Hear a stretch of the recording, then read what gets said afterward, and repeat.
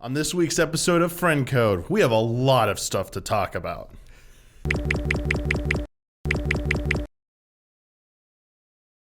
Hello everyone, welcome to a new episode of Friend Code. I'm your host, Michael Damiani. This week, I'm joined by Michael Huber. Hello. Brandon Jones. Hello. And there's just too many things to list off at the beginning of the show. There's a lot of stuff. We got a bunch of news came out. Yeah. Basically, most of it came out of Nintendo had their Q3 fiscal year 2019 earnings report, and a bunch of news came out of that. We'll be diving into that a little bit later. But before we get in, I just want to first apologize for the last episode having no patron questions in that episode. You'll be very thrilled to hear that we have over 10 plus patron questions in this episode. Nice. So more than makes up for it. I'm also glad that people like the footage coming back. Episodes where it makes sense, we're going to continue to do that. And that is being made possible with our schedule thanks to Don Casanova. He's going to be assisting on those episodes when we have to drop footage into them. So everyone be sure to give a special shout out to Don. Making all the other podcasts look bad. It's like people. I think people saw last time. They realized when we record, and we have more days. Yeah. Like we don't try and put it up the very next day. Right. That is one of the luxuries we have. Who knows? That might change. But yeah, a lot of news. Because last episode it was kind of celebrating Smash's 20th anniversary. But now we got a lot of Nintendo news. Excellent. Some of this might be a little bit of a retread for some people, but this actually be the first time I'm talking about any of this stuff. But I didn't get your thoughts on this. I haven't heard the thoughts on a lot of this stuff. So the first thing that comes up in this episode, Metroid Prime 4's delay. This is the oldest news. This happened about almost 2 weeks ago. Going into the year, would you agree that in regards to the Nintendo, do you think like people are expecting to at least see something in Metroid Prime 4 coming into 2019? See it? Yes. Yeah. I thought E3 was, I thought potentially they were going to split E3 and not just focus on one game. It just seemed like the year to do that. I was like, I can't really think of one game. Not only that they're really going to put, a lot of investment into, but that like could excite people as much as the next Zelda, the next Mario, the next Smash that could take over the entire booth. And so, but I thought we'd see something. That was out of nowhere. Such a good point. I thought like they could keep that train rolling, just as you said, Jones. I thought it was going to be a split between that and like probably Pokemon. Thought that and Metroid would be the big two titles for E3. I still kind of believe, I don't know if you thought this too, I thought Metroid might not hit this year. Like we definitely probably see it this year. Oh, I didn't think it'd be out. But it definitely could slip. I was like, a next year release probably could be 50-50. Yeah. But looking like that's not even going to be possible now. Because, starting off the year with some bad news for Nintendo. They released a video where Shinya Takahashi, one of Nintendo's prominent figures, we get called out on not Friend Code, like entirety of Easy Allies. For some reason, we just never point out that Takahashi has been there for a long time. He's been in a lot of these videos. He's been featured in directs, and people are just like, what? Can you someone just please give him credit? I'm like, shout out. I'll do it. This is this Nintendo podcast. We will do it. We'll make it happen here. Shout out to Shinya Takahashi here. Sick. But unfortunately, he was picked to deliver the bad news. And in this video, basically said that despite their best efforts, the development of Metroid Prime 4 was not progressing to their liking. It wasn't at a level of quality that they believed it could go shoulder to shoulder with the other Prime entries. And thus, they had to have a serious talk and reevaluate the process. And as a result of that, they made a very difficult decision, and they have handed off development of Metroid Prime 4 to Retro Studios. And with the caveat of that, we know fans were excited to hear about this possibly this year, but this is seriously going to change up our internal timeline for this game because it's essentially rebooting development of this game. So we hope you'll be patient, but it's going to be a while before you see Metroid Prime 4.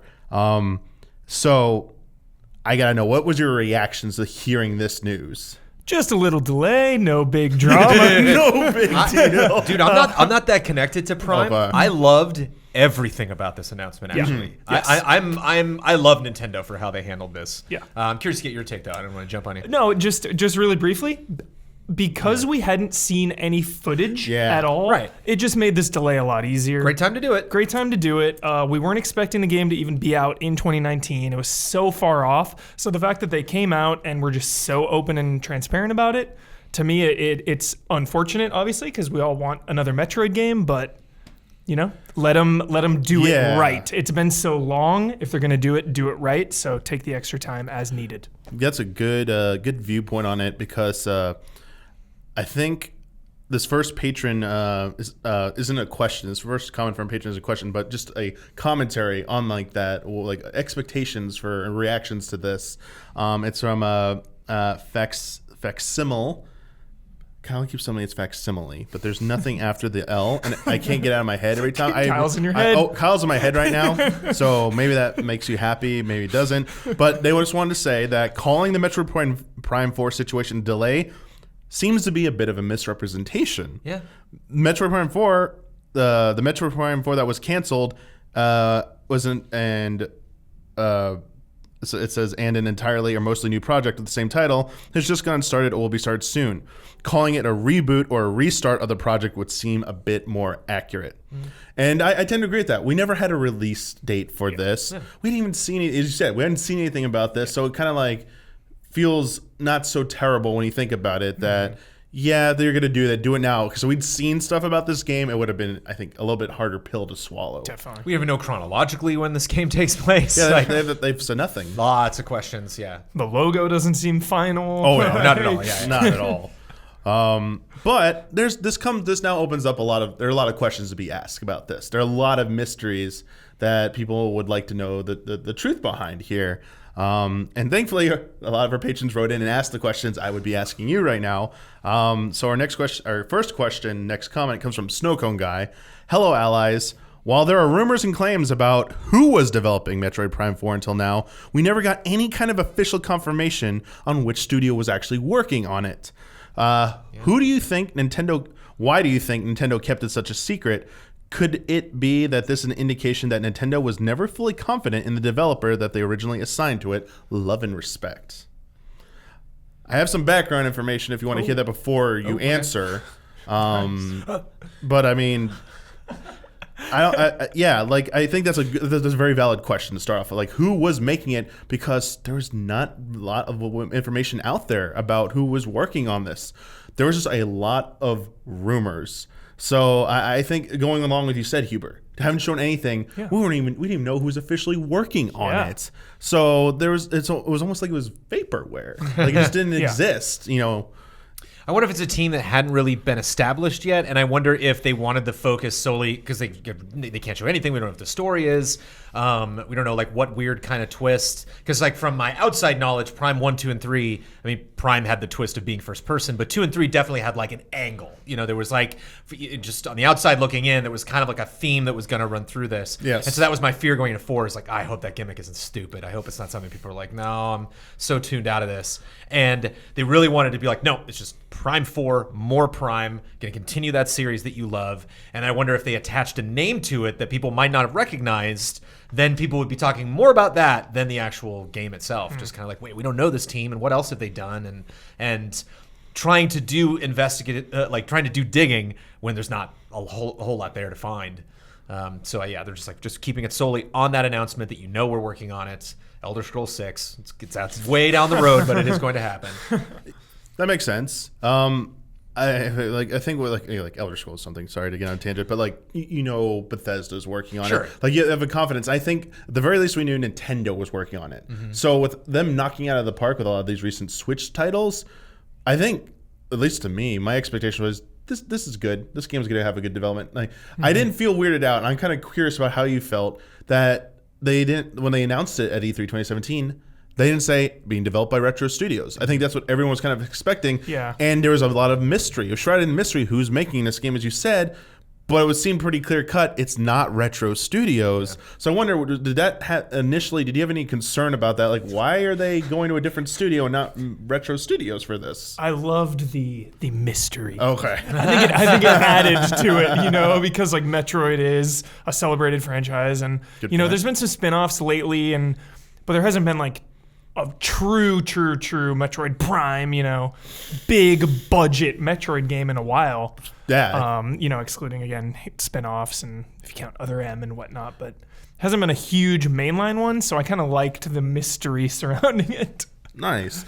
Huber, I feel that to an extent, because I feel the positive vibes are that it can't simply just be another Metroid Prime. It can't literally be the first game again. It has to be better than that. Like, it has to be more ambitious than that, because look at what they've done for franchises on the Switch so far, how bold they've been with that. But at the same time, those spin-offs and the more recent entries that haven't probably fared as well were being developed internally by Nintendo. And that's what kind of scared me a little bit, that they weren't turning it over. And here's the background information. So this is the speculation and rumors that have come out over the past year. Excellent. There were a lot of reports in early 2018. Bunch of sites, and even like Reset Era, Eurogamer, few other people who said they had like inside information, basically said that Bandai Namco had 2 studios assisting Nintendo with Metroid Prime 4. Their Singapore studio and their Japanese studio were working on that game. Like, one was making the 3D models and assets, the other was helping with some kind of core gameplay mechanic. I guess people assumed it was the combat for the game. And there is a theory that's spreading around now, because I forget who reported it, but there was a report saying that they heard personally that the turmoil behind Metroid Prime 4's development was that Nintendo took this unorthodox approach of kind of spreading out the development, to shipping it out to different studios to kind of make it a really big, ambitious project. Sure. And they couldn't handle it all themselves. And the different studios just weren't on the same page, and it was turning out to be a disaster. And rather than let that continue and lead to probably a really bad game, they just made the call, like, stop, cease this. Wasn't that the FF7 remake problem too? This Like, too many cooks in the kitchen, the and so CyberConnect. Like, no, bring it back in. CyberConnect 2 was taken off development of Final Fantasy 7 Remake. It was never clarified why. There have been explanations that they weren't up to par with what Square Enix wanted to do with the game, to Square Enix wanted to take the combat in a completely different direction, and they no longer felt that like CyberConnect 2 is the best fit for it, so wanted the same thing. There are more radical theories out there that I've heard. The best one I heard was that CyberConnect 2 was no longer authorized to work on it, because the game was greenlit to be a PS5, PS4 cross-gen game. It's being developed on that system first, because it's coming out on that system first. And CyberConnect 2 didn't have clearance to use PS5 dev kits. Wow. So rather than push the development back, they had to kick them off or something. I heard that crazy theory. I like that theory. That was a fun one. I like that one. I really like that one. I was like, whoa, that's some like tactical espionage right there. Like CyberConnect 2 trying to get the PS5 suitcase of like the dev unit. Yeah, the dev kit. You got the codes, man, to open it up. So good. But yeah, that's one of the working theories, is that Nintendo tried something new with the development cycle and it fell apart. And what do? They turned back to a trusted source to fix things they're right to ship. Here's next question comes from David.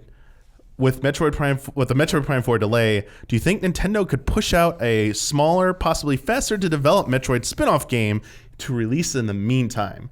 Do you think to offset this? Remaster, please. Metroid Prime remaster. That maybe be happening. I think, was it Bossman that dropped the fact that like there's rumors it's done? Yeah, they're just waiting. Nice. Waiting for it to promote the new series, because it's not like Prime's going to go bad or something, or if like that happens in 2020, people are not going to be into it. Again, just silly rumors. No, anything remaster would be great. Anything else? No.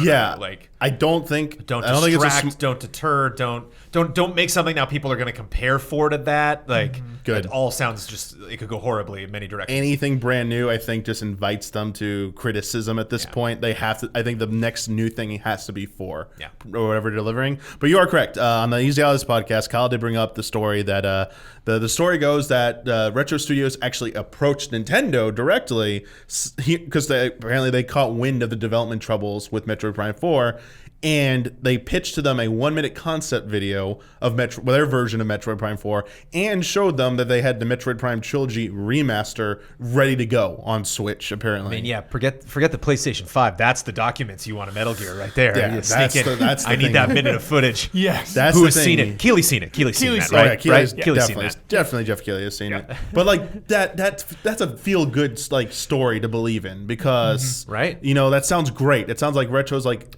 ready to go. They know this series. They know Prime especially. And I mean, yeah. Can you think of a better team equipped to handle that? Yeah. Easy alliance.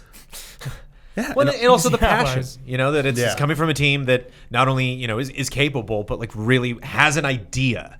Like that's always my fear with games where you have like studios returning or people who haven't worked on something for a while. That's like I had so many nightmares about what RE2 could have been. Yeah. Just kind of like really confused, and they're like, we didn't really have a direction for it. And like you play it, and you're like, no. They had many ideas about what they wanted that to be. And so, yeah, I don't want 4 to happen just because it would be a good idea. Like I wanted the team to be like, no, there was a creative vision that we had, and we're excited to achieve that, to take the series to places it hasn't been before.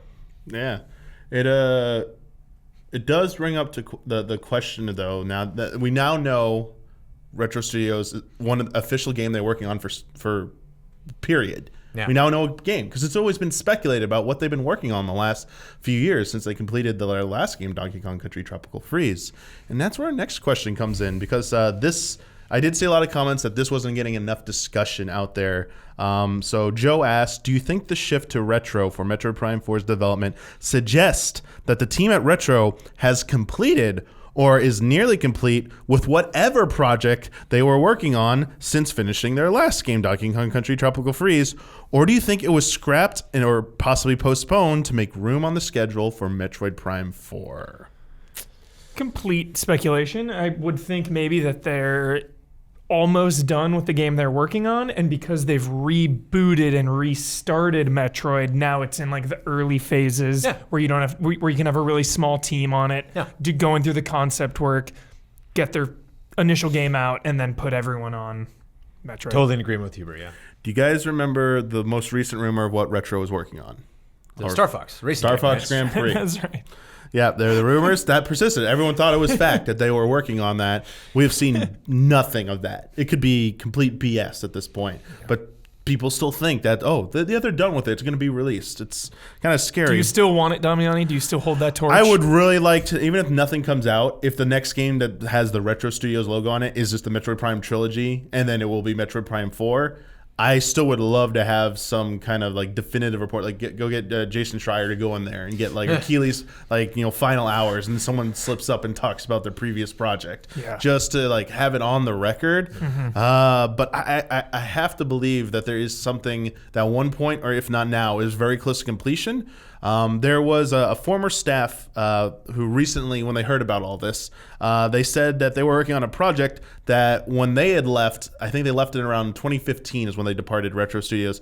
It was very far along and thought it would be near completion. Wow. And so now that they heard this news, they're like, so I guess that game might never be coming out now, or it will be released imminently. It's like they were kind of confused by it, but unsure at the same time. There's been other people have reported rumors that Retro was working on multiple projects in the past, all of which ran into difficulties and got scrapped. Whoa. So there's a lot of weird, just like rumors flying out there, and it kind of stinks because you gotta believe that their pedigree, that some of that stuff could have is probably amazing, and just to think about what might not see the light of day, like that just. It kind of gets me disappointed. I really feel like it's going to happen, though. I really feel like that makes sense. It's been so long. Like you said, we know nothing about what they were working on. So it seems like that normal, hopeful period that all publishers and devs hope they get into, where it's like we're in the dark zone right before the announcement. No one has any idea of what we're doing. And so now it's like finally time to, to make that announcement. And I could see also Nintendo having confidence in Retro that, okay, we can move you to this next studio because we can move you to this next project because even if, Prime's not going to happen until 22 or 23 now, we have this other game that is coming out that Retro is working on that people be, okay, that's what they were doing. And it also makes sense to me that when the time came around when Nintendo made the decision, okay, let's do Prime 4, they reached out to Retro, and Retro's like, we can't, no, we're finishing this game up, we don't have time. Yeah. And then a year or two goes by, they're having these issues, and Retro's like, well, now we have time, actually, because we're wrapping this game up. It just I want to believe no indications, no rumors or anything, just timeline-wise, just judging by when, devs go ninja style and just vanish, and then poof, they come out. and announce something like Rocksteady. I was you know, just it's gonna like say Rocksteady. they're a little more us. verbose than retro, but it just seems like that calm before the storm.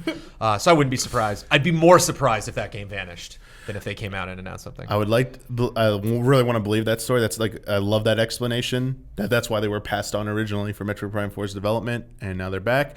I would think my best guess would be if there is something that's going to come out anytime soon that they finished, this E3. Because now we know they are working on Metroid Prime 4, and they probably got to start revving up to like do that full time, which means E3 with a possible release this year to early next year for whatever game they just finished or finishing up. Yeah. If not, it's probably something they might come back to later on or we'll never see again. So disappointing, possibly, but also awesome, potentially. Our last question regarding this whole situation with Metroid Prime 4 comes from Sungwon Moon. With Nintendo handing over development of Metroid Prime 4 to Retro Studios, do you feel confident the company can deliver on the hype? From what I understand, it seems like most of the key developers that have worked on the previous Prime installments have already left the company. Is this concerning at all? Or is Tropical Freeze a good indicator for a great Metroid Prime game?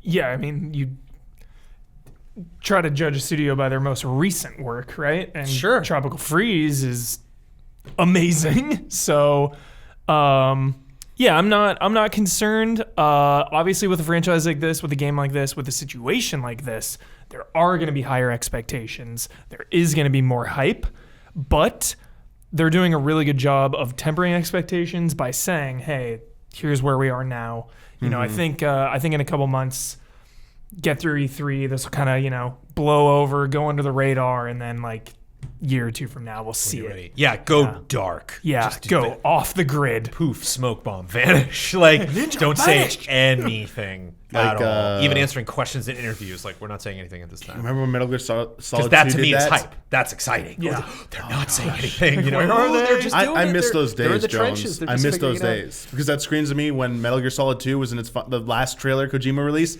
He said afterwards, like IGN or something, "We are going underground now. You will not see us till release." I was like, yes, so hype. Yeah. That like messaging is so hype. Yeah. Let me say this. I think this is a reasonable question to ask.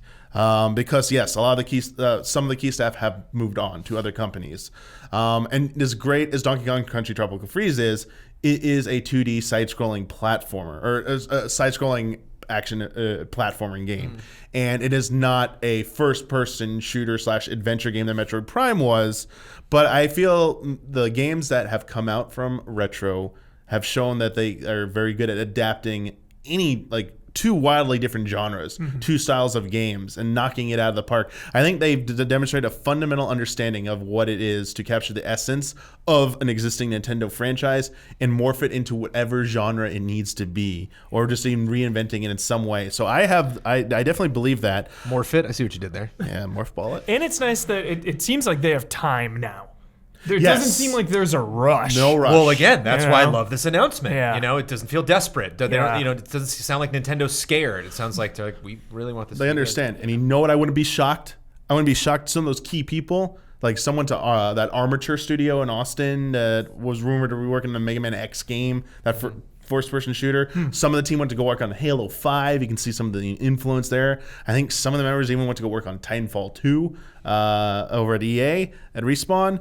I wouldn't be surprised to see some of those people maybe coming back now that they've heard like Metroid Prime 4 is their game. Yeah. And putting up the signle. Totally. Putting up the Love Z, this. putting up the screw attack symbol right Yeah. there, and going like, "Come on back!" Yeah.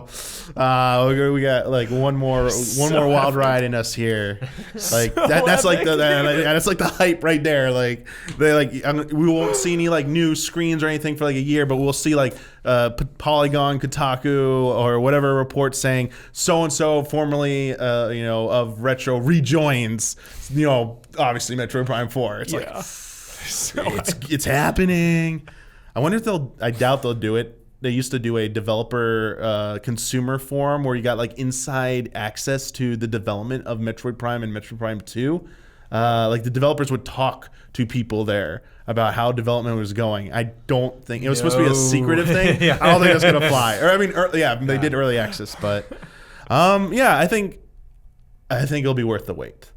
It's a bum. It's a bit of a downer in terms of news, but also at the same time so excited now. I'm very optimistic about Metroid Prime 4. I think they want it to be worth the wait. I think that's why and that's like kind of my final thoughts on the matter is this generation of Nintendo for me has been so remarkable because it's like I look back on each one of these games and it's like these are not only like a great return to form, like a proof of concept for the Switch, but like potentially the best game in the series. Like each, like Odyssey, so good. Breath of the Wild, so good. Even like tennis, like the last tennis wasn't great, and then they came back like we're gonna make this worth it. You know, Mario Party, awesome. Smash Brothers, awesome. Like, and so I think they really looked where they were. They looked at how the Switch was performing. They looked at like each one of these franchises coming back with a vengeance. And I don't think it's just them comparing Metroid Prime 4 to the rest of the Metroid Prime series. I think it's comparing Prime 4 to Odyssey, Ultimate, like all of these experiences, and being like, it's going to hurt us if we put Prime 4 out in the state that it's going to be now, which might not be like a terrible game, but they're just kind of misguided, a little bit sloppy, doesn't really have like a concrete vision. And then when we tell people, please be excited for the next Zelda, for the next Mario, they'd be like, I don't know, man, that last Prime took a weird turn. And so seeing that they are doubling down with what I have seen and played of Nintendo recently, which is we want each of these installments to prove how good each of these franchises can still be. And not only that, but it's like, I think of all of the systems, certainly more than Breath of the Wild and Odyssey, but just the Switch, the handheld Switch playing Prime, I can just imagine so much functionality, so many fun things you can do. I wouldn't be surprised if they have a Sheikah Slate kind of thing where like Samus gets some new tech that's a little Switch-looking thing, you know, and like it's actually using that, and you can see depending on lighting, like you can see reflections and scan stuff, and you know, like Pokemon Let's Go, you know, you actually have to wait a minute, like move around and adjust that tech. If you want to change the settings, you know, the sensitivity of moving around or turn it off entirely, like I think that might be maybe what Retro brought in that presentation, if that's true. You know, that might have been part of their like quick thing where they were like, as we were working on these other fun things, we really kept thinking about Prime and that Switch, that console, and kind of what we can do to really embrace that tech. Labo blaster cannon. Oh, dude. It's like, the entire suit. Just little kids walking around, cardboard Samus. Morph ball. Yeah.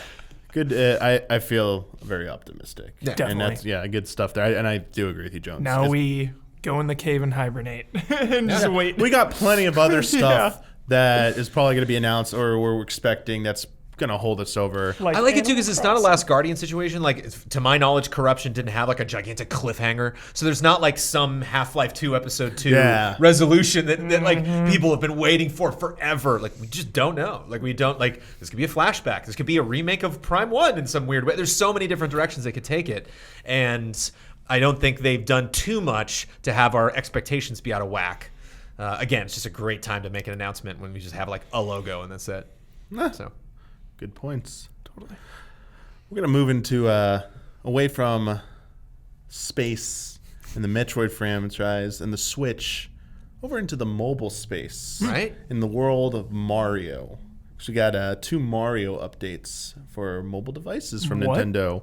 Really? First up, a little bit more bad news. Sorry. Mario Kart Tour, which was scheduled to be released by the end of this quarter of 2019, has now been pushed back to summer 2019.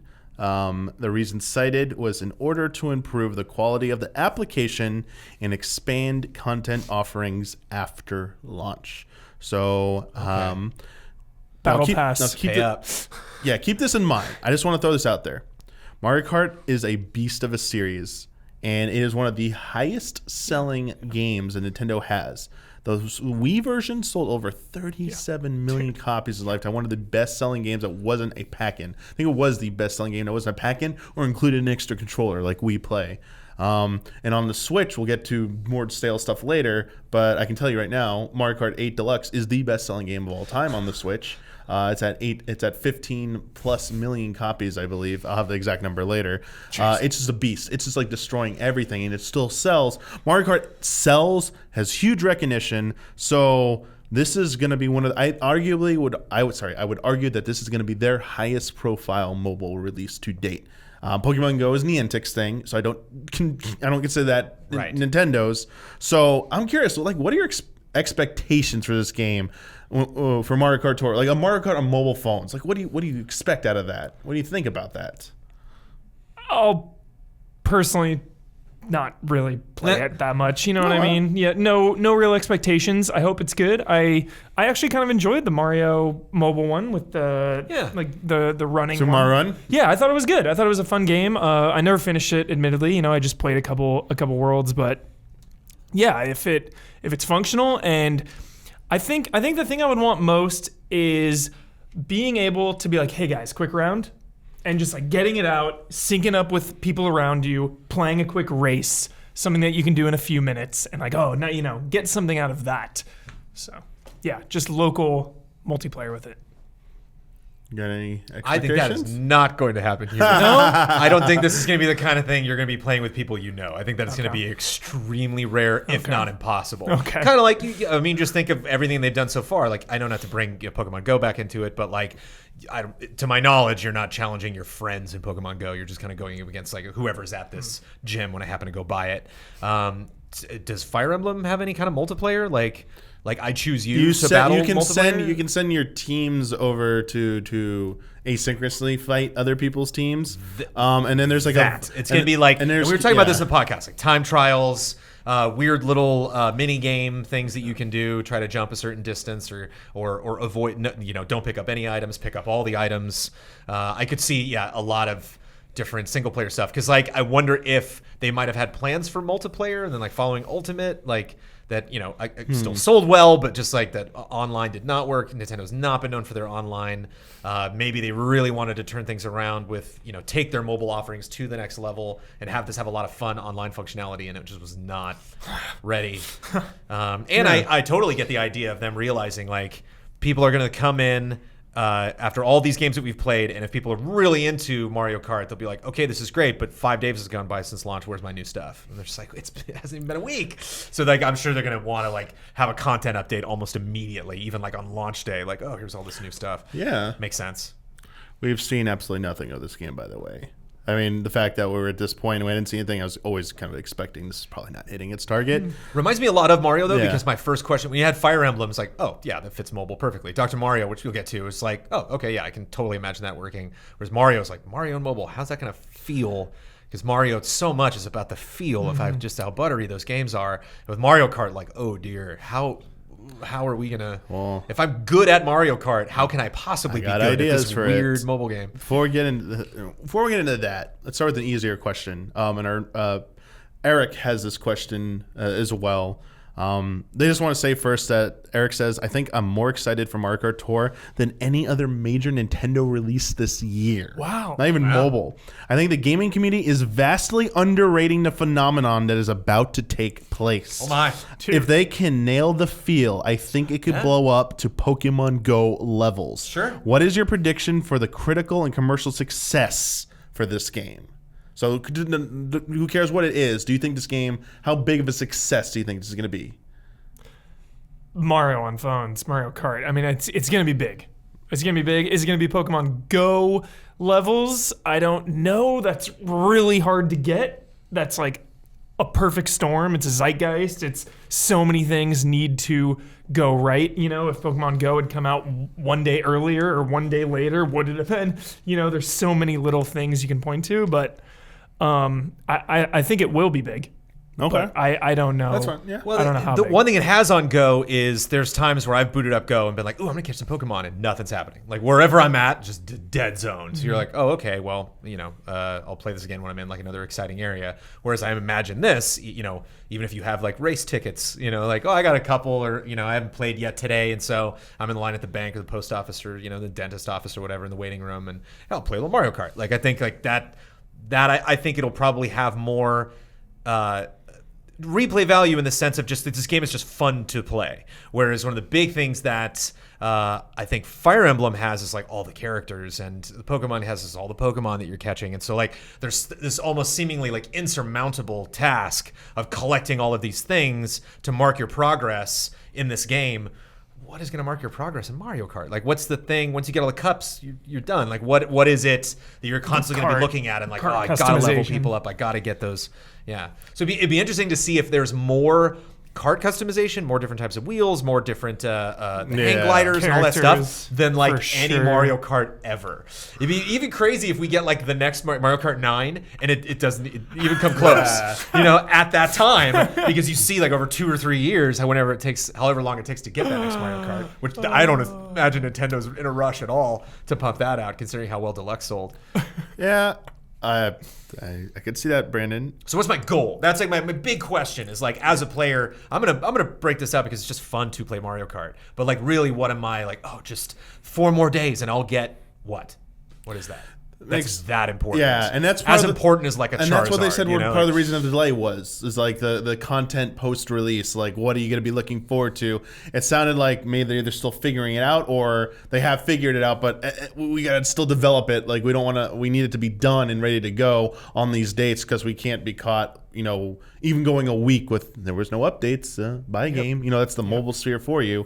Especially, battle royales have changed the way people are engaging. So it's like, I wouldn't be surprised if there were so many incentives to log in every day. Obviously, that's nothing new, but, win a cup and you get XP and that levels up your season rank and you got to get the higher ranks. And if you get the maximum season rank, you get a gold Mario or something. Like, they can dangle a lot of that stuff. Who is it that recently said their competitor wasn't other TV streaming services? It was Fortnite. Wasn't it? I think it was Netflix or something. Probably Netflix. Netflix said like HBO Go or yes, like Fortnite's more of a competitor than HBO because you're competing against for people's time. It's not just like who has the better service, like offering a better game, graphics or whatever. Now it's like what's more compelling, going to like playing Fortnite or watching new season of Punisher 2, or when Game of Thrones comes out, it's going to be, do you want to go watch Game of Thrones or whatever's dropping in April? Like that's why you watch Punisher and play Fortnite. Exactly, one episode and then a couple rounds. You gotta you spread it around. I'm really curious. I really just want to see this game in action. I just want to know how it plays because we speculated about a lot of things. Like could it be a synchronous multiplayer where it is all about building up your cart, having better parts, and then once you set it into the track, you might hit the item box and a few buttons, but you're not actually steering. I don't think you're going to be accelerating. I think it's going to be steering. It'll be like an endless runner type. Yep. It could be that. I have some crazy, not crazy ideas. I think it could be like this, where you steering is the tilting, and a single finger. This is like gas here, and item. You just have gas and item. So it's like steering, gas, item, easy to do. One thing I think they will probably bring in, I wouldn't be surprised, is the arcade version takes your photo and puts it on like on the side to tell who's in first, second, third. Yep. So I bet there's an option to put your photo on there or something. So like I can. It's your name or your face on there and on the leaderboards and stuff like that. I can definitely see something like that. I expect it to be a little bit in between. I think there'll be some kind of real time kind of solo play experience, but I think the competitive angle, comparing with other people besides just time attack, will be some kind of like send your cart over to your friend or onto the server and they'll download it as like a ghost essentially, and can you beat that person, stuff like that. Yeah, I think like just ballpark rough estimation, I think if you just sit there and watch, you don't do anything, right when the light goes green, everyone goes. Like your car just automatically drives. And you got a left button and a right button on either side of your phone that steers your cart right and left. Drifting's a swipe. The boost you get at the beginning is also some kind of like timed swipe that like when the race is starting, you're like beep beep, and then you hit that a couple times, and then we all take off. Yeah, that's a good point. I can see that working. Yeah, and I definitely see some kind of motion-based drifting. Oh yeah, that's gonna be a thing. Oh, definitely. Yeah, something like that. Also, keep in mind that Mario Kart has assisted drive mode and auto accelerate. In the current game, and you toggle those on and you let go of the controller, your character will just drive itself and make turns and stuff. And if you're having trouble making turns, it'll help assist you. And then the auto accelerate is just it'll keep making you go. You won't stop. So those features already exist in the mainline thing. As you're saying, you don't expect someone to like hit gas and stuff. That's a very realistic possibility. They have a system in place for that. So I wouldn't be surprised. Our final question regarding Mario Kart Tour comes from a Discarded Digit. It's been around 2 years since Nintendo's mobile development goals began in earnest with Super Mario Run. Since then, they've released 3 more games, with one of those, Dragalia Lost, being externally developed. With the recent delay for Mario Kart, how do you think development of mobile titles is going internally? Despite the statement to shareholders, mobile doesn't seem to be a major focus of Nintendo.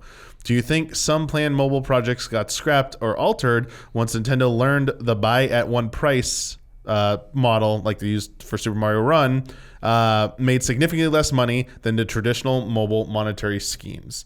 And again, Super Mario Run is lagging way behind any of their other mobile efforts.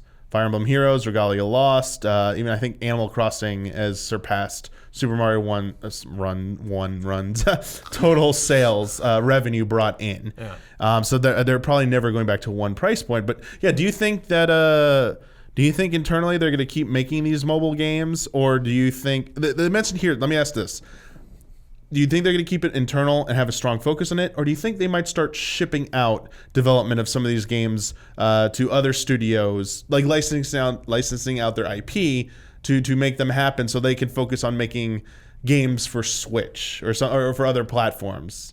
Or what? Yeah, what do you think about this? I think they're fine. I've actually been surprised when it first heard. I was always skeptical about Nintendo and mobile. It's like I don't think they're necessarily going to invest as much as they have. I think these, like initially, I was like, I would bet these games just suck and they're just not, like, just really weird or short and like don't work out. I don't think it was necessarily the pricing model for Mario. I think it's again just that mindset of goals. It's like when I'm playing Fire Emblem, it's like I either want to get that character or I want to level that character up. When I'm playing Animal Crossing, I want stuff. I want more stuff. I want that one thing, item I can see. I want that thing, and I'm going to put in time doing something that's not fun, doing something I'm potentially not enjoying, shaking trees and doing random stuff, because that goal is so exciting. And Mario is like the opposite. It's like the rewards aren't necessarily that great, but the game itself is fun. And I think that is enough for like a week or two, and then you're out. Yeah. And so I think in the future we're going to see a lot more things, a lot more franchises they're investing in that revolve around that stuff. It sounds like that's why Mario Kart was delayed. But I'm actually surprised we kept getting more franchises and they invested more in mobile, just because it was just so new and fresh, and Nintendo's done a lot of weird things. Nintendo has a history of like announcing weird tech, even like showing it off in press conferences and then just gone. Because they're like, oh, this is a fun idea we're having, but we're not necessarily sure how much we're going to invest in it. But and this is coming from somebody who, like, I stopped playing Animal Crossing like hard. Like there was one day I got up and I was like, never again, I'm done.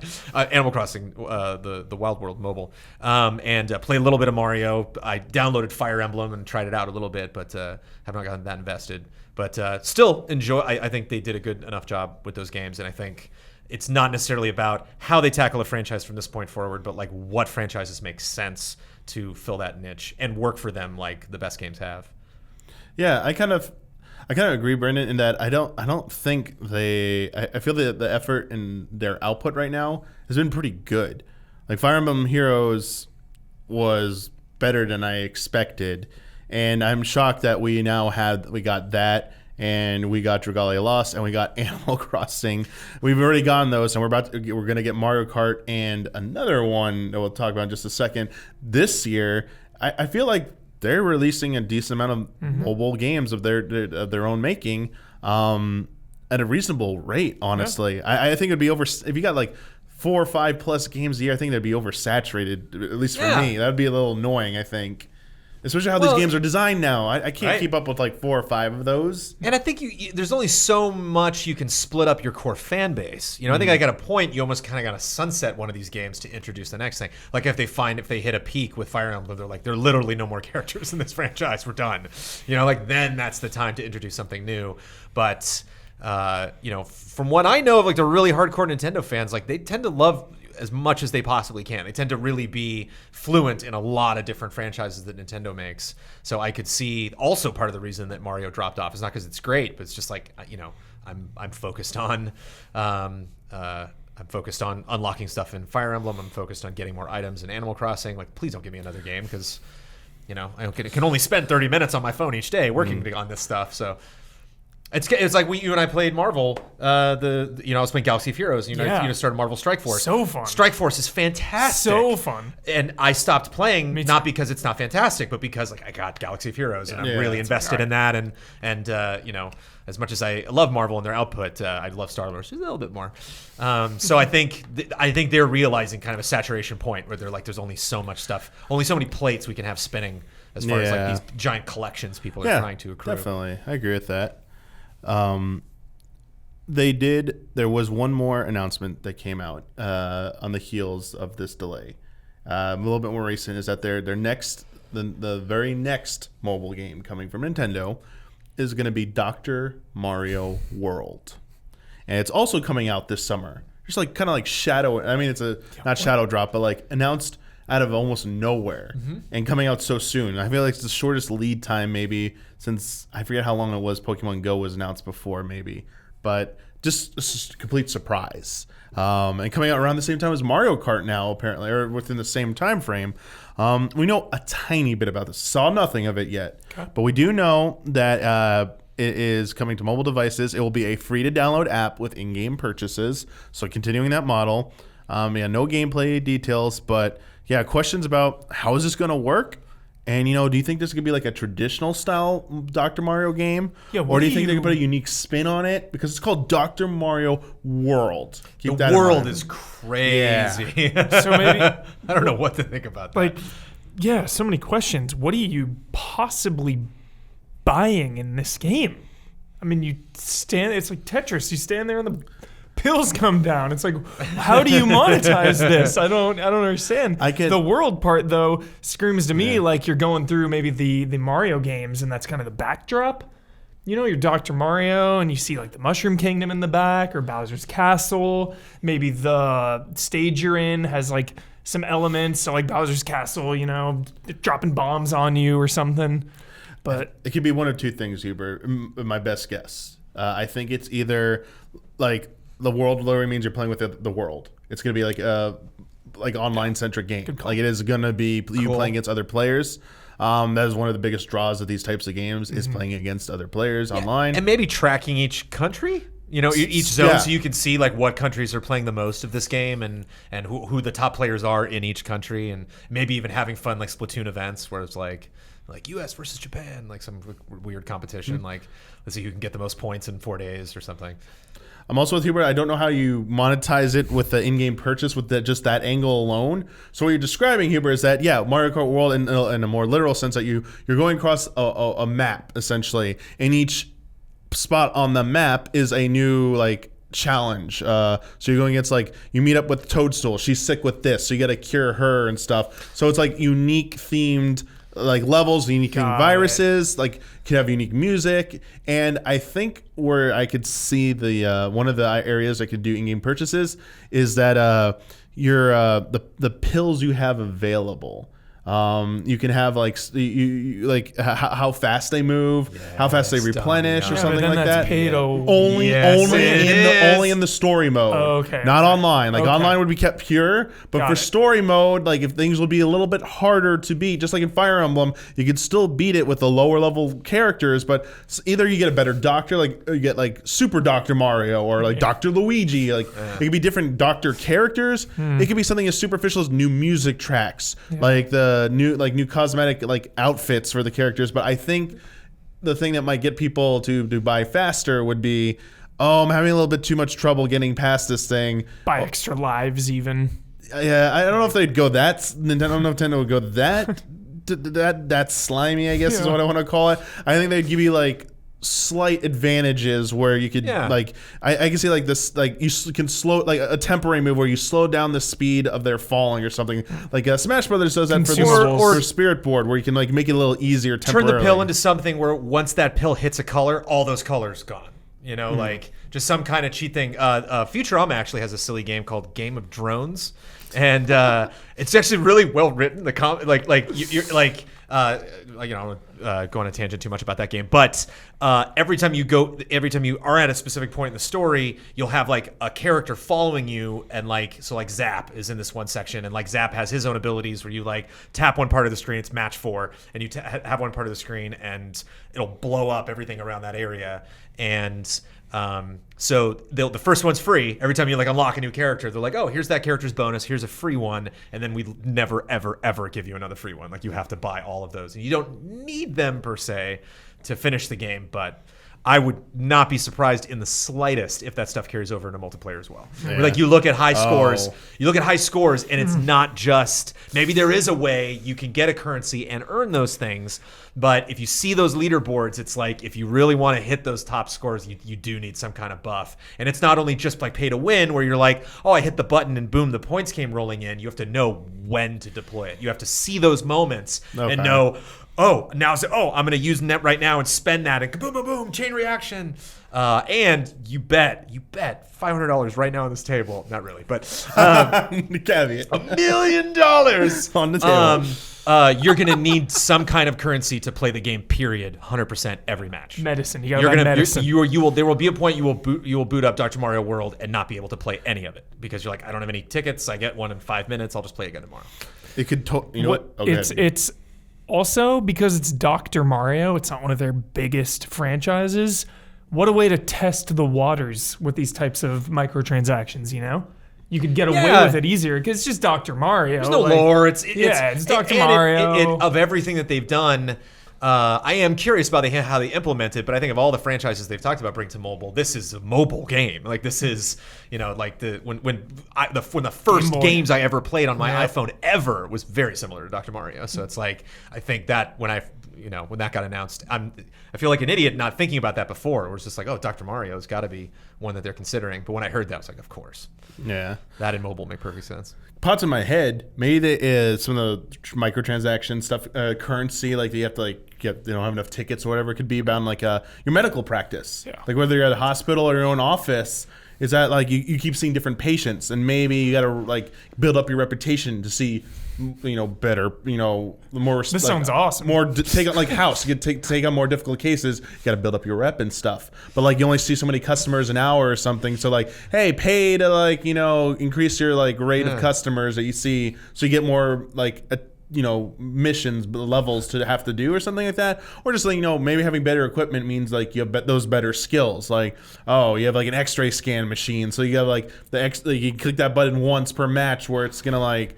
Stuff like that. I mean, dude, they could go really crazy. Yeah, what if you had like patients where it's like a Goomba's in one room and and like a Koopa's in another room, and then like you actually, it's not just I played one map or what, I don't know what you would call it, like a round basically, and then that cured it. What if it takes like a couple, and then so when you boot up the game, you remember it's like, oh yeah, one more and I can cure Peach of that thing, and then she's done, and then you like do one more match, get a certain number of points. Peach is now cured. Here's your loot box. Yeah. Okay, cool. I hit that, opens up, and the syringe, the prices go flying out of it or whatever. I think that's I'm just really curious to see it. The only thing I'm convinced of is that it is going to have like an online mode. Like I think it has to have that at the very least. But good point, Huber, about like this is a good game to test this stuff. Yeah, because who's going to get angry at Dr. Mario? Who's going to be like, you have ruined the integrity of Dr. Mario? Whereas Mario and Mario Kart and even Animal Crossing are high stakes and sacred to a lot of point. A lot of fans. Good point. Let's move on to our next topic. A little bit moving out of the mobile space. Now we're going back to the Switch.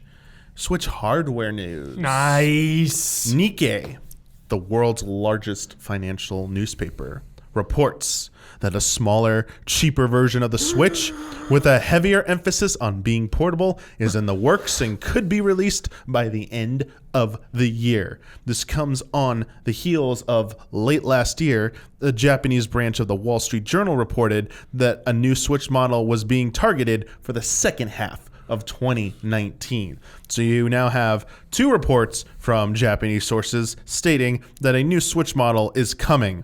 Do you believe a new Switch model is coming this year? Yeah. Yes. Do you believe it is going to be a smaller, cheaper version or do you have other ideas? There's been so many rumors about that thing specifically that doesn't it have to be true at this point, Jones? It's like, well, I mean, it makes everyone. sense. Yeah, I think those rumors are so strong because it's like they've done it with every handheld anything, and that was like kind of the big. One of the big twists with Switch is that it's both. We're not making it in handheld consoles anymore. Really, like there's not going to be a successor technically to the 3DS. Like it's really this now. We're going to be, when you look at the two roads it can go down, making it more of a console or making it more of a handheld, making it more of a console is not a lot of direction there, that's not necessarily that exciting. But if you have a lot of people, especially I would imagine in Japan, who are like, I play most of my Switch on the go. I'm on a train, I'm commuting, and so I really enjoy the Switch handheld stuff. And a lot of people that are like, I'm almost ready to buy in, but yeah, if you drop it by $50 or something, and sure, there's no dock, whatever. I can just play that. I think this goes hand in hand with the mission, the mission objective that Nintendo have stated themselves that they want to change the goal from just being one Switch per household to multiple per household, and trying to figure out a way to break that barrier. And this kind of makes a lot of sense to get a cheaper, more portable version, something you might buy a second one of for someone else in your family. Also in Japan, the Nintendo's home market. The Switch has already passed the lifetime sales of the PlayStation 4 there. It is doing extremely well there, but it also is a heavily mobile-focused market there. And I think that's why Switch is doing so much better than PS4 is because PS4 is a home console only, Switch is a hybrid. I think they could get, they know, at least there at the very least, making a portable focused Switch only will be even more appealing. And I think it'll also have appeal outside of there. I think it'll have widespread appeal. I think it's a smart move. I think the fact that we'll find out later that they're trying to hit these really high sales goals, this is another move that falls in line with it, helping them achieve that. And also, last thing, all of Nintendo's handheld systems historically have gone from the base model to a light, thinner model for their second iteration, and then later on they might do an enhanced version that came more with the DSi and then the new 3DS or the ones that did that. But it's kind of follows their pattern. They do have some things Nintendo does is predictable. And do you think there's any chance that this new version has any more power? No. Battery life might have better battery life, but more. They will not have a stronger, more powerful PC, CPU, or a GPU in there. It'll literally be almost identical. Which, not to double back, but I think it'll be really interesting to see the developments of the Switch over the next couple of years in terms of what console Metroid Prime 4 is going to come out on. Because if we're not going to get that until 2022, and that's also going to be on the Switch, then I guess the Switch is going to be around for a couple years. And why the hell not? It's selling so well. I think it's really cemented itself as completely throwing all that argument right out the window of it. It's not performing as well. My game I played on my Xbox One X doesn't look nearly as good as the Switch. You're like, yeah, of course. Why? It doesn't matter. That's not what the Switch is for. That's not what the Switch does. You can still make an incredible game on the Switch. You can still port all sorts of fun, games from like indie PC games and stuff, and old school games that were on the GameCube remasters, Tropical Freeze again, a lot of Wii U stuff you might have missed. There's just so many directions games are coming from to find the Switch that are just finding new audiences. And I think there's a lot of people. I think the next Switch is going to attack that group that doesn't have one. I think the main purpose of that console is for those people that haven't got a Switch to be like, I have no excuse anymore. This is ridiculous. What if it comes out and it's $150 or something? That'd be insane. What? You're getting close to that impulse buy. $150 because those games, almost any game looks great on Switch in handheld mode because it doesn't have to run at high resolution. Some games have frame rate issues when they're in handheld mode versus dock mode, but I think for the large part that it's going to be it's not going to be a big deal. I was at a 9-year-old's birthday party last month, and they broke out the Switch because he was showing something, and I don't remember what game he was playing. I think he's still playing Breath of the Wild. But he broke something out to show friends, and just on the faces, Huber, you could see the kids that didn't have a Switch. You could see, I could just right in their eyes, I could stare into their soul and see them they're excited, but they're just oh yeah, that thing, the bane of my existence. There you go. And it's not. I don't think it's necessarily a matter of just I got to mortgage our house to get a Switch. It's just do you quote unquote need this. Yeah. Like you got excited about the Wii U, and look where it's that still ended up. $300 or $250. $299. 300 is, yeah, it's big. So this needs to be They can like, get under $200. Yeah, if it's This guy's going out now. Come on! Okay. Neon lights in the back. That's going on and off. I'm gonna speculate. It's definitely a power issue at this point. 200 is still a crazy good price point for it, and I think it's not quite that impulse level. But if they got it down to like 200, because 250 is like. It should almost be 250 now because it's been so long. Yeah. There could be an argument for that. I think the price cut for the Switch will. I mean, it's still selling pretty well. If it ever is going to get the normal version get a price cut, they said they have no plans for a price cut this year. I believe. Hopefully, I'm right on that. But it would probably come when the next gen consoles come out. They'd probably like slash it by like to 250 or something. Yeah. But the 3D, some of their systems have been like another price point right below 200 has been the 179.99 mark. Historically, is a good price point for some of their portables. Either at their original MSRP or when they get slashed, they end up there. I think that would be a great price point for this Switch Lite or whatever it's going to be called. You think it'll be 250? No, I think it'll be less than that. 200? I don't think it'll be. I think it'll be 200 or less. For absolutely sure, because it'll lose all the console benefits and stuff. It'll just be portable only. We got some questions about this, and this first one I think you're gonna like, Huber, because it's about the argument about Switch, how good of a portable system it is, and how much better it can now become if this is true. From Michelle Jackson, I've long been of the opinion that the Switch isn't a better handheld than the 3DS. Because it doesn't do what makes handhelds appealing better than the 3DS does. The report of a smaller, cheaper, handheld-only Switch could change that. For people such as myself who play Switch exclusively in handheld mode due to vision problems, frequent travel, and or other lifestyle factors, this new version might be the better option. Does the panel think we'll see many Switch owners jumping ship to this new version? What would it take for the panel to pick up the new version? It's a hard sell to double dip.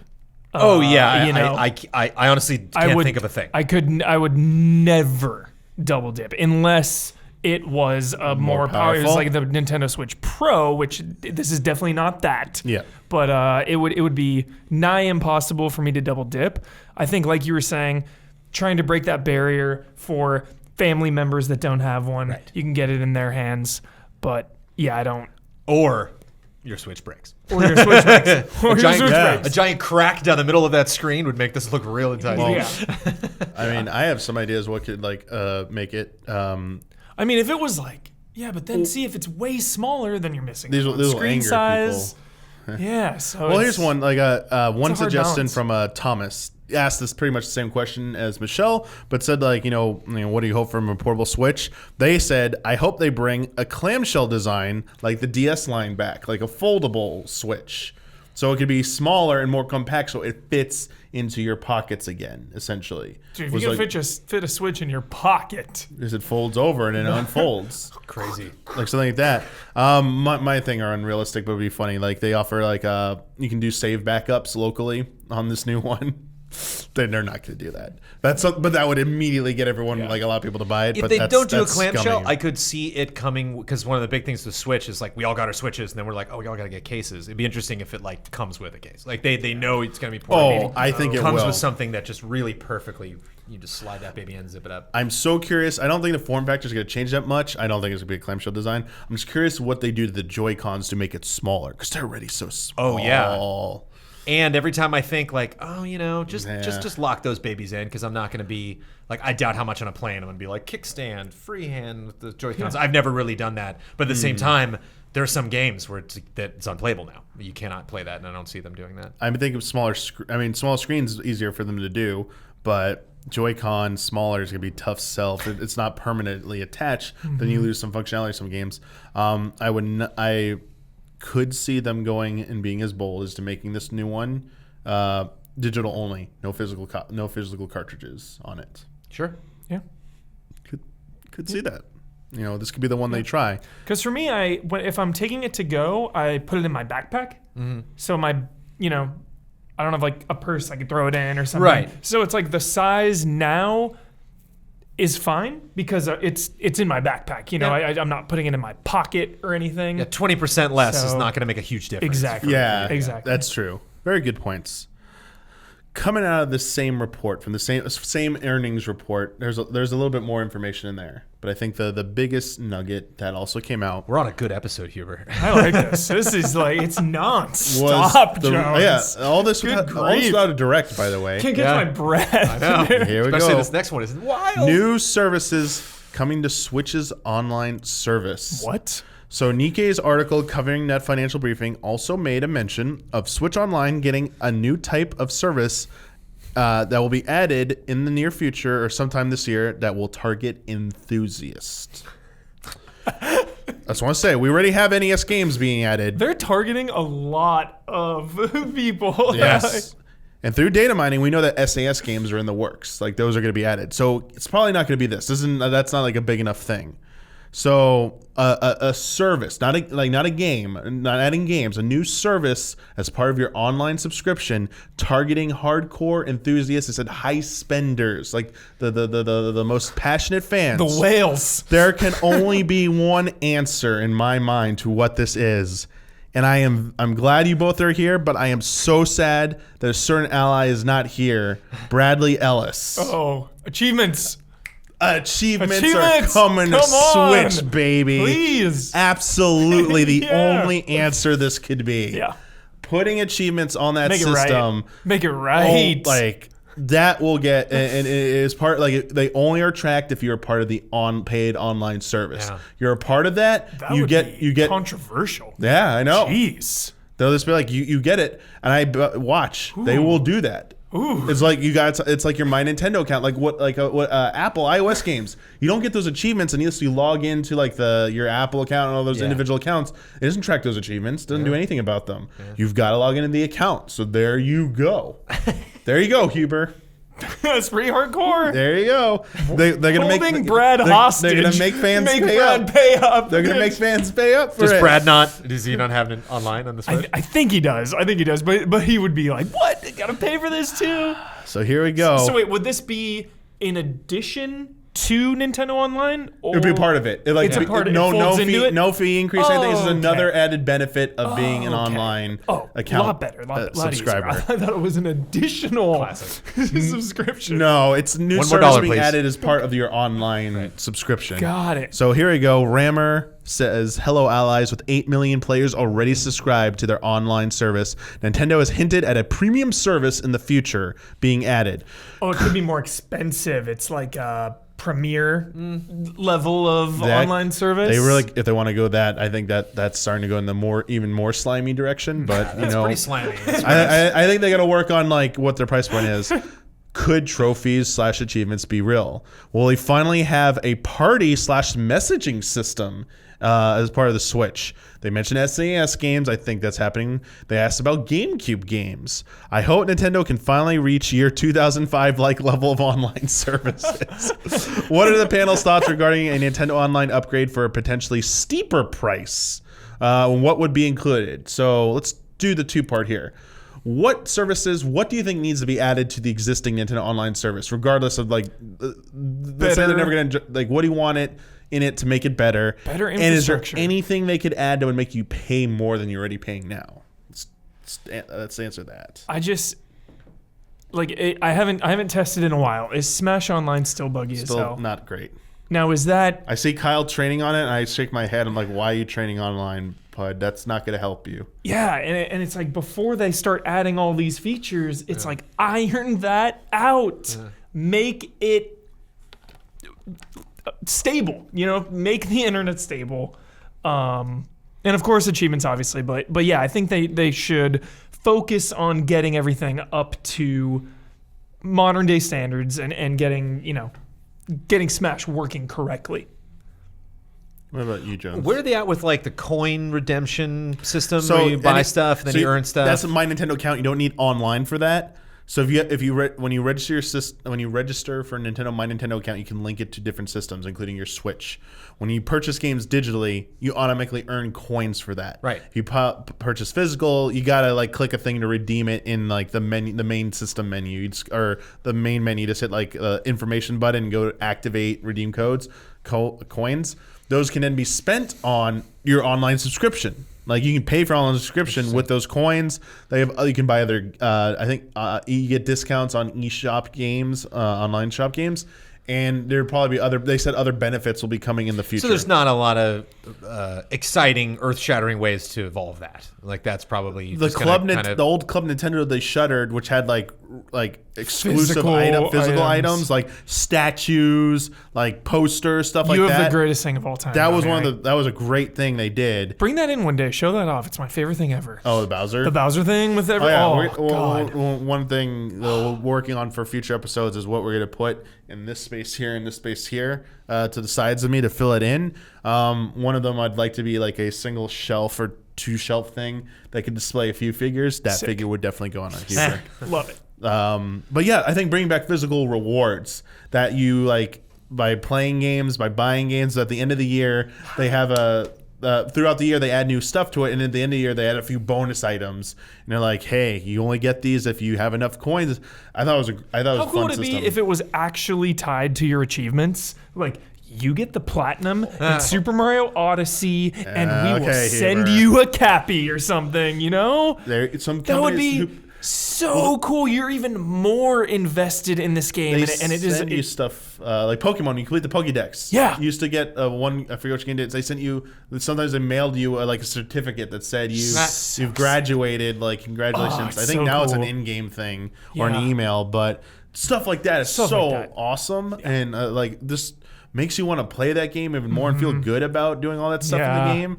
I thought you were going to say achievements would be the currency used to spend to buy that stuff. That's crazy. Oh, that would be an interesting thing. But achievements could also be tied to that we had Mii's before. I mean, Mii's are still on the system, but they're not as prominently featured. Used to be able to, some games let you unlock outfit items depending on doing in-game in-game achievements.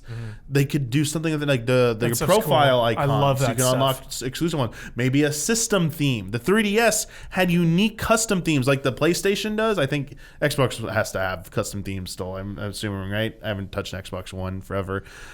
Switch doesn't have that. It needs to have that. They need to have custom themes, a little jingle playing, like nice icons themed after that. Yeah. All this stuff, like that just shows how far behind, in my opinion, they are, and that they need to catch up to everybody else. These are things I think need to be there for an existing thing. I would never pay more than what you pay for PlayStation Plus or Xbox Live Gold. Yeah, because it's not as stable. Yeah, and in fact, so it needs to be cheaper. It needs to always be cheaper until Hubert comes in here one day and goes, Nintendo Online, so good, dude. Like until I hear that, Nintendo, you can't charge as doesn't much. skip a beat. That's my litmus test for that right there. Whew. Anything you can think else, Jones, that you'd love to see added in there? Just I haven't spent that much time with online. And I don't know. There was kind of like I enjoyed the simplicity of the Switch when I first. This is not a great answer, but like when it first came out, and a lot of people were complaining there wasn't a lot of the functionality they were expecting. I kind of like just get in the game, just having a very simple architecture and interface and. So yeah, I think these naturally come from like Brad has this desire to I need achievements. I don't necessarily need achievements for Nintendo games. I think they would be smart, but so there's nothing from my experience with that system that's been like, what I've wanted forever. I've never had that thought. I think once the whole time with the Switch. So I don't know. I feel like if they add achievements, one thing they could do that would be amazing for it as well is retroactively add them to every single thing that's on the Switch system, not just new games, but everything on their NES shop. So unlikely to NES shop. They're first party games, like any first party game they have. Even that, yeah. Maybe after a certain date, ignore it. But going back to the retro catalog, NES and SNES games should absolutely have achievements. Yeah, that would be I think even just a few, because a lot of indie games, will have 8 or 10 as opposed to 50. So those older Super Mario Brothers 3, you have just a few. Could we ever get to a point with the Switch where, because I believe now, the Xbox has Mixer, and you can set up Facebook or Twitch through PS4. could there ever be like a inside the Switch streaming software? Thank you for so bringing can this stream up, your games? Jones. There have been video sharing things before. They have video sharing abilities. Used to do it through like Miiverse and stuff. They had their own little like ecosystem for a while. It's absolutely like just staggering that Switch does not have a kind of like streaming app within there to stream their games inherently to Twitch or YouTube through there. Yeah. At least you can upload screenshots. Yeah, That's at least we got that. You can take that. And you take video clips and stuff, and you can transfer those over. Yeah. But I think you can put them on like your some social media stuff. But there needs to be a way to stream off the Switch. I think it's one big thing it's missing. All the tournaments that they've had, when they'll have like Smash tournament or Splatoon tournament, is there any way to watch that on the Switch? Nope. You know, I mean, if it's on YouTube, yes, but yeah, there's but no again, Twitch. that There's kind no of Twitch app. That's the thing. It's also lacking apps. Still doesn't have Netflix. Doesn't have a Twitch app on there. People think it's intentionally done because they want people to focus on the games and not having opportunities to go do other stuff. But I even more than Netflix, I think they need Twitch or a streaming service app on there. At this point, hopefully one comes out this year. But yeah, that was a very good point, Jones. I forgot about that. I think people would be I would really love excited about that. Yeah. Our last topic, though. I mean, by the way, this could not be achievements. It could be something completely else. Right. Yeah. We're not saying like it's not confirmed. It's Achievements, trophies. To me, it just makes the most sense, and for me, it's one of the things to get the most excited about. Not everyone's excited about them, though, so I understand. Some people might be more excited for something else. Yep. But our last topic for the episode is the actual Nintendo earnings report where all this news came from. Like, how did Nintendo actually do? Like, how are they doing and stuff? So the Q3 financial year 2019 report was recently released. Some bad news, but a lot of good news. First, the bad news. Nintendo has finally revised its forecast from 20 million Switch units sold in the fiscal year down to 17 million. So they admitted that they're not going to hit that 20 million mark that they've been standing up for, doubling down on in some points. They finally caved in and said it's not happening. They also revised their 3DS outlook. It was originally supposed to be, I think, 4 million for the fiscal year. They knocked down to 2.6 million. And they've conceded that like 3DS is slowing down faster than they expected. And means it's probably going on its way out faster than you want. That's why that portable Switch is probably coming sooner, Huber. Will a new handheld debut in the Switch's lifetime? No. I don't think anything else will do. I don't think so. I think they'll have a strictly portable only Switch and then the Switch Prime, essentially. And those will be their two-prong thing going forward and iterations of each. But on that news of those revised forecasts for their hardware sales, Nintendo's stock dipped 9%. So they had a bit of a stock hit there. Jeez. And solely based on that news, that they weren't going to hit those milestones, which were very like generous milestones, like very ambitious, let's say. Like that they were reaching for the stars there. And some people take it as a sign that they missed out. Oh, it's doom and gloom again. Switch is done. The fad's over. They're like, oh, it's not selling. It's not selling as much as we did at this point. Right. And it's like, okay, all right. So you know what? We got some good news here. That's not that some people just want to ignore it. Don't want to pay attention to it. Software is killing it sales wise on the Switch, seeing record numbers here. As I said earlier, Mario Kart 8 Deluxe, now the best selling game on the Switch. Over 15 million copies sold. What do you think the second best-selling game of all time on the Switch is right now? Mario Odyssey. Super Mario Odyssey, 13.76 million sold. Best-selling 3D Mario game. It's got to be just the local multiplayer, right? Why a Mario Kart port enhanced version sells more than a brand new mainline Mario game? It's like, how's that possible? Online, multiplayer, and single player. I think it covers the best of everything there, Huber. Definitely. Because, as you'll see, the third best-selling game... Zelda. Nope. Smash. Super Smash Brothers Ultimate, which we already reported on a previous episode, record-breaking sales in its first month, already is above 12 million sold. This report goes to the end of December, by the way, of last year, of 2018. So in that less than a month of sales... 12 million worldwide, and it's going to be the contender. It's going to be between it and Mario Kart for who has the best lifetime sales. Showdown. On the Switch right there, baby. So that slugging it out. impressive. Yeah. It's already it's amazing. And then as you said, Huber, number 4, Zelda.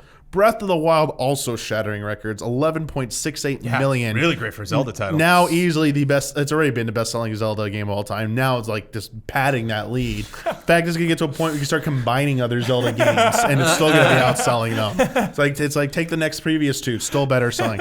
It's insane. And rounding out the top 5, the 5th best-selling Switch game of all time to date is, yes. Mario Party? No. Can't even guess. So it is one of their biggest franchises. Probably didn't sell as much as you'd expect of this franchise. It's a big name, and it usually sells record numbers. But I think for what it was, coming in 5th is pretty decent. Came out pretty recently, too. Kirby something? Yoshi something? Even bigger than that. What are we missing, Jones? I'm spent, dude. I'm What are we sorry. I missing? don't know. It's a series you and Kyle played together. Oh, Pokemon. Pokemon. Pokemon Let's Go Pikachu and Eevee. 10 million Wow. in less than 2 months. Of course. Jeez. Doing pretty decent. Quickly, I just want to give some shout outs. Captain Toad broke 1 million sold on the Switch. Yeah. Choco Freeze? Octopath Traveler broke 1 million as well. Feels good. Good for it. And Donkey Kong Tropical Freeze broke 2 million in sales Nice. on the Switch. Do you have numbers for Bayonetta by chance? No, it wasn't on there. Or at least I didn't see that. Okay. But it did sell. The report was it did sell better than the Wii U versions. But like Great. it was selling better, so it was Awesome. improved. Cool. It's a big deal. Yeah, big deal. So the Same game, later console, sells better. Super Mario Party also that's sold. that's a turn. Super Mario Party also sold a few million copies. I think it sold like 5 million copies. So it's sold decently. Mario Tennis Nights sold like over 2 million. I just didn't see really any negativity around Mario Party. Well, the it's new report was that the new article that just came out was that it has been updated 0 times since release. I saw that. Yeah. And So the weird thing is they are on record saying they think of it as an evergreen title. They'll continue to sell over time, and they're not updating it. Even Mario Tennis Aces is getting free updates, and not Super Mario Party. So people are kind of confused about what's going on. The foundation is there. Like, add just a couple maps. There's speculation that they're going to release either a new Mario Party or an evolved version of this that makes it so you can play it better ways. Because right now when you play, there's no true dedicated handheld mode for it. You got to play it tabletop style. You have to detach the Joy-Cons. I think they're going to go back and rework that. And I think they want to figure that out first, would be my guess, before doing any more content updates for it. Got it. And I mean, the slimy business version could be they make this another Super Mario Party and call it like Super Mario Party 2 or something. Maybe if you own it, you can download a bunch of free stuff. I think they're figuring out some stuff about that game, because I think Hopefully, as good as some people liked some parts of it, it definitely had some misfires. Definitely. But there was one little tidbit in this report, a final thing. And Gonzalo Ruiz points it out in our final patron question/comment. Hello, allies. Nintendo commented in their financial briefing that they have an unannounced title that will make fans delighted. Allies, what unannounced title would make you delighted as Nintendo fans? Thanks, love, and respect. So there you go. Wrapping it up there. What is this one game announcement that would make you delighted? They seem to be hyping it up that it's like a big deal. Castlevania. Oh man, with that. Oh my goodness, forget about Nintendo's it. going to announce a Castlevania game. Oh, I mean, please. That's the dream. Wow. Yeah, that would be insane. They just So a brand new Castlevania or just like the collections license or something? Yeah, I don't know. Since they're not who getting has Symphony of the Night. right. Because that thing just got re-released on PS4, some PlayStation 4, and there was Sony money involved. Lords in of that. Shadow was, other than the 3DS one, was not on a Nintendo console. It's time. Brand new style. Even if you change the art style up a little bit, like just making something. Even if it was more Curse of the Moon, than like a Totally. like Metroid type of map. It was just this gauntlet that you had to get through, but you had all these different characters you could switch around. Oof. Yeah. Okay, so Castlevania. Yeah, from unlikely, Humor. but I can't imagine anything that I would be more excited for. So you two, both of you, Castlevania. Yeah. Dracula comes home. Dracula comes. Oh, you nailed it! Whoa! You were the marketing polls. Woo! Oh, shaking. You can make a trailer with it, Jones. Because I really don't know. I think it will be. That hasn't kind of been teased at like Shin Megami Tensei. Yeah, We're still I'm kind of assuming waiting this on is a like brand they new do have announcement, things not an that existing we know thing. we're coming, but we haven't really gotten updates on in a while. I think it's a remake or an update. One of those rumored ones that's been floating around for a while. Link's Awakening remake, something like that, like on that caliber, something that would like delight fans. I don't think a new entry in any series is. We've gotten like a new entry in almost every series at this point, or know of one happening. Unless it is Star Fox Grand Prix. And they're like, hey, we're only going to announce it, everyone. We're going to be delighted because you've all been like so happy about it, even though it's not confirmed. But here you go. I mean, I can see that being like the big troll. The grins on their faces, like, yeah, it's real. Here it is. You're telling me you're not delighted? Yeah, you're not delighted. Right. Oh, we have all. They start reading comments from everyone. So I will be so delighted when I see Grand. I say it as either one of those is probably the possibility for me. But yeah. That's mostly it from all the news that came out in the last 2 weeks. A lot of stuff. Woo! Yeah. Didn't even mention the crazy Xbox bomb. Didn't mention Xbox bomb. Who knows what the heck that means? People want us to talk about the Super Nintendo World news and theme park. I'm not getting into that. There's theme park. Yeah, theme park updates on that. But yeah, that's gonna wrap it up for this episode. Very cool. We're already going a little long. I'm emotionally drained. Yeah, it was good stuff. It felt good for me, Huber. Yeah. I love it when there's a lot of Nintendo news. I wish this was more balanced out every week, every episode. But just want to do the reminder that if you'd like to submit questions for consideration on an episode of Friend Code, you need to be a $5 and up patron. The week that we were recording, I will put out a post on Patreon calling for your submissions. I will also announce the topics that we'll be discussing with the panelists on that episode. Please, as always, just keep the questions related to those topics, and it'll increase and keep them as concise as possible. They'll increase your chances that I will select them. And will probably mean that I can get more questions into the episode as well, helping out your other fellow allies and their chances. Also, if you're a $5 patron, you're part of the early access tier, which means you get this episode and a lot of other episodes of our shows early. This Friend Code episodes go up Sunday evenings for our patrons, early access patrons. Otherwise, if you're watching this on the Tuesday when it goes public, thank you still for watching this and supporting us that way. I want to thank you both for being on this marathon of a show. A pleasure. Always a pleasure. And as always, until next time, may the way of the hero lead to the Triforce.